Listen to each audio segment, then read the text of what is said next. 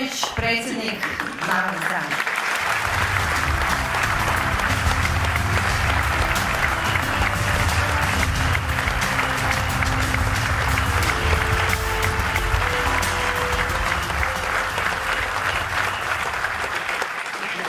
Dobar dan, dragi sugrađani, uvažene dame i gospodo, zaista mi je velika čast da sam ovdje sa vama i da sam u ovakvom društvu, ovo je danas najbolje društvo u Beogradu.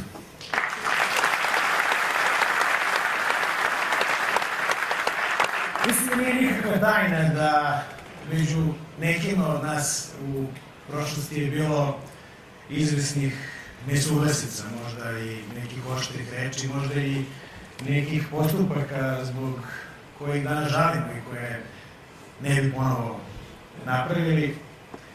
Mislim da smo svi napravili neke greške, ja se ne snebivam da svoje priznam, učinit ću sve da takve greške ne ponavljam. Ali ono što se danas nalazi pred nama, sve te greške i sve te sukobe stavljaju potpuno drugi plan. Mi se danas nalazimo suočeni sa nesrećom i elementarnom nepogodom razmjera kakvu davno nismo vidjeli u našoj zemlji. I zbog toga nam je danas u Beogradu, ali ne samo u Beogradu, već i u celoj Srbiji, više nego ikad, potrebno zajedništvo i solidarnost onih koji dele vrednosti civilizovanog društva koje počiva na neprikosnovenosti demokratije, poštovanju ljudskih prava i vladavine prava. Zato smo mi danas ovde svi zajedno, na ovoj bini i u ovoj sali.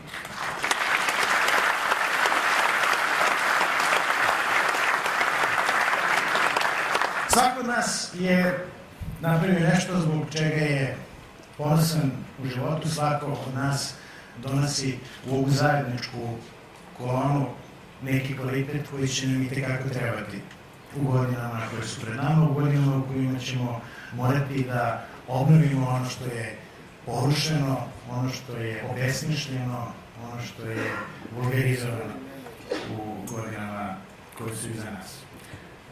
Danas su ovde na bini ljudi koji donose novi kvalitet. Novom našem gradu donose novi kvalitet Srbije. Među njima su lekari, među njima su profesori, inženjeri, oficiri, studenti, advokati.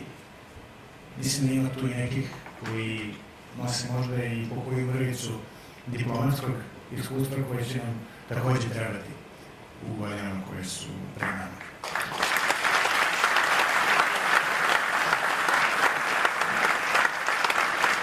Poslednji put kada sam govorio na bini sa Draganom Đilasom, napravio sam jedno obećanje. Napravio sam obećanje da će Beograd i njegov gradonačelnik biti domaćini čitavom svetu 2015. godine na veliki 40. jubilej formiranja OEBS-a. I malo ko je tada verovao da će se tako nešto dogoditi, međutim, dali su nam poverenje, odlučili su da taj veliki jubilej, tu 40. godišnjicu OEBS-a ipak obeleži i proslave u Beogradu. Međutim, u Beogradu su ih kao domaćini sačekali neki drugi ljudi. Neki ljudi koji nisu govorili njihov jezik. Neki ljudi koji nisu znali šta će s njima, svima zajedno, na okupu. Zbog toga što su se tog sveta ceo život plašili i od tog sveta ceo život zazirali. I možda su im otvorili u koju pesmu, i to je bilo sve.